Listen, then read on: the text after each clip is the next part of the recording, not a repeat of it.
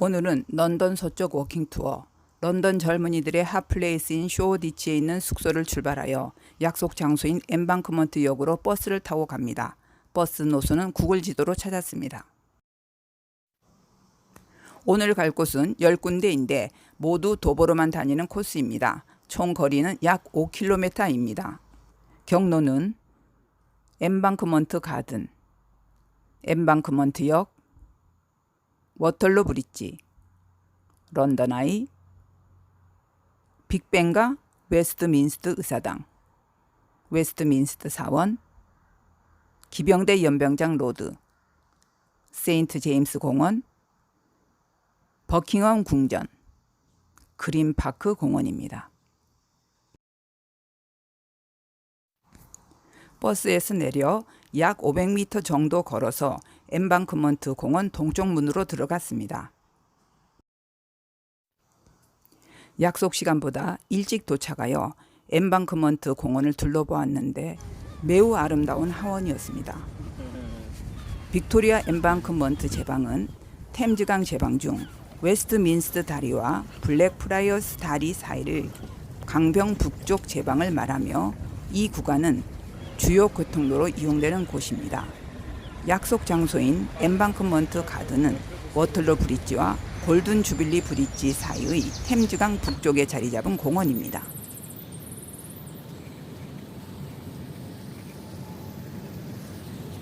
템즈 강변을 따라 조수 간만에 차가 심한 지역에 빅토리아 엠방크먼트 제방을 1865년부터 1874년까지 건설하면서 빅토리아 엠방크먼트 가든을 만들고 근대적인 하수 처리 시설을 공원 아래에 설치했다고 합니다.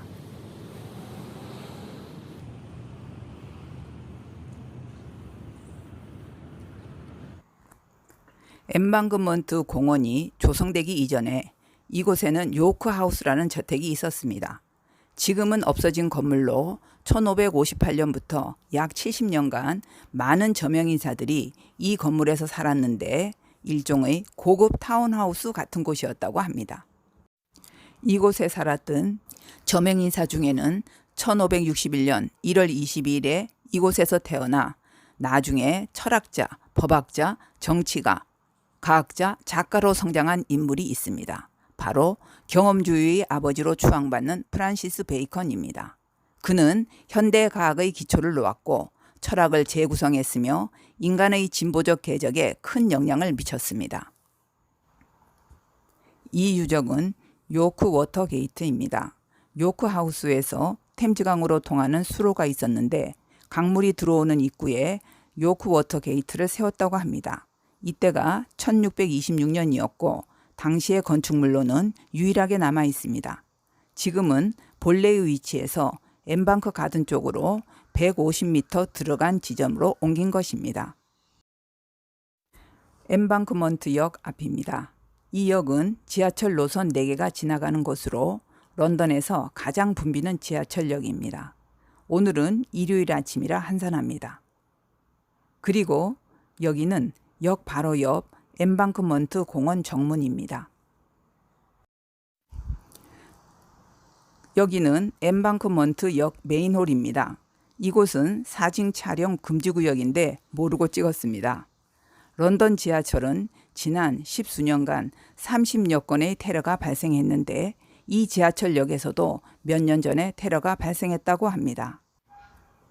저기 보이는 건물은 1907년 영어권 작품으로 노벨 문학상을 최초로 받았던 소설 정글북의 작가 키플링이 말년에 살았던 곳입니다.